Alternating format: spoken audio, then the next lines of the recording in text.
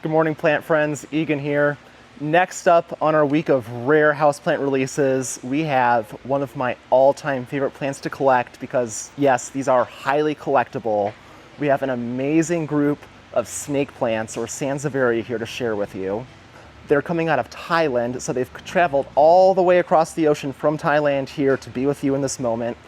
So some of my personal favorites, hands down, it's going to be these variegated whale fins. These are probably the best variegated whale fins that I have ever seen. We have Sansevieria Kaisar, which is one of my favorites, that has this really, really thick banding on the leaves. That's one of my favorite features in Sansevierias, and I love when any plant has that. Sansevieria As Silk, Cleopatra, and Mahanacorn, which is a tower-type Sansevieria.